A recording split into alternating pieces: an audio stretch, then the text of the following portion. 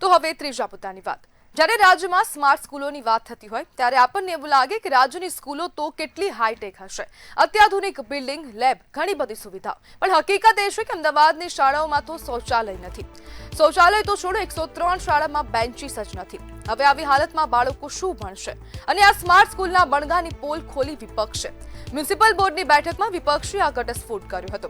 ગયા વર્ષે મ્યુનિસિપલ દ્વારા વિદ્યાર્થીઓના શિક્ષણ અને તેના સર્વાંગી વિકાસ પાછળ રૂપિયા 1143 કરોડની બજેટની જોગવાઈ કરાઈ હતી। જો કે અનેક કામોમાં કોઈ રકમ જ ખર્ચાઈ નથી। સ્કૂલ બોર્ડના શિક્ષકો 70% વહીવટી કામ અને 30% શૈક્ષણિક કામ કરે છે। 54 જેટલી અંગ્રેજી માધ્યમની સ્કૂલોમાં 72 શિક્ષકો છે જે ગુજરાતી માધ્યમના અનુભવી છે અને તેમને મુખ્ય શિક્ષક કે પ્રિન્સિપાલ બનાવી દેવામાં આવ્યા છે, અને એ પણ જે ઇંગ્લિશ મીડિયમ શાળાઓમાં। અને જો આવી સ્થિતિ હોય તો સવાલ થાય કે કેવી રીતે ગુજરાત ભણશે અને ગુજરાતના બાળકો આવી ખંડેર જેવી હાલતમાં કેવી રીતના પોતાનો અભ્યાસ કરી શકશે? કારણ કે હવે જે આવનારી પેઢી છે ને તેને જ હવે આપણે શિક્ષણ ન આપી શકીએ તો પછી આપણે જે દેશ છે તેનું ભવિષ્ય કેવું ઘડીશું તે તો હવે વિચારવાની જ વાત ઊભી થઈ છે। કારણ કે અમદાવાદ મ્યુનિસિપલ કોર્પોરેશન સંચાલિત આ શાળાઓમાં શૌચાલયની સુવિધા નથી, બેન્ચીસોની સુવિધા નથી, તો પછી બાળકો શું ભણશે? અનેક શાળાઓ એવી છે કે જ્યાં મેજર રિપેરિંગની જરૂર છે છતાં પણ હવે રિપેરિંગ કરવામાં આવતું નથી, અથવા તો કોઈ પણ પ્રકારની આ જે મુદ્દાઓ છે તેના પર વાતચીત થતી નથી। જ્યારે હવે આ જે બોર્ડની બેઠક મળી હતી અને તેમાં જ વિપક્ષ દ્વારા આ સવાલ ઉઠાવવામાં આવ્યો છે અને વિપક્ષ દ્વારા હવે આ જે મ્યુનિસિપલ કોર્પોરેશન છે તે શિક્ષણના બણગા ફૂંકી રહ્યા છે અને તેની વચ્ચે વિપક્ષે હવે પોલ ખોલી છે। અને આજ મુદ્દે આપણી સાથે ચર્ચા કરવા માટે સામાજિક અગ્રણી અંકુર સાગર જોડાઈ ગયા છે। અંકુરભાઈ, એએમસી સંચાલિત શાળાઓ ખખડધજ હાલતમાં છે, શું કહેશો? જી અંકુરભાઈ। નમસ્કાર। આ બાબતે મારે એટલું કહેવું છે કે 1205 કરોડ રૂપિયાનું જંગી બજેટ છે અમદાવાદ મ્યુનિસિપલ સ્કૂલ બોર્ડનું, પણ એ સ્કૂલ બોર્ડની અંદર જો ખરેખર પરિસ્થિતિ જોવામાં આવે તો પીવાનું પાણી, શૌચાલય જેવી પ્રાથમિક સુવિધાઓ પણ નથી, અને સાથે સાથે બાળકોને બેસવા માટેના ઓરડા પણ એટલા બધા ખરાબ પરિસ્થિતિમાં છે કે તમારે શાળાઓના વર્ગોને બીજા વર્ગમાં બેસાડવા પડ્યા છે, મર્જ કરવા પડ્યા છે બીજા વર્ગની અંદર। અંકુરભાઈ, આવી હાલતમાં ગુજરાત કેવી રીતના ભણશે?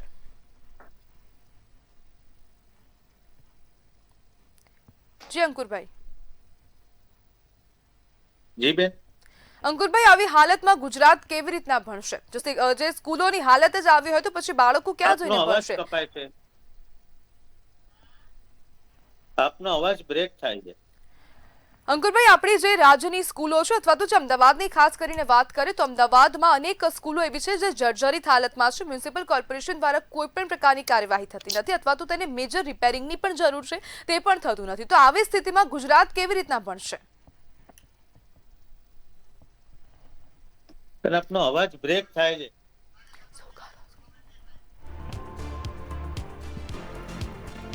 લાગે સંપર્ક નથી થઈ શકતો।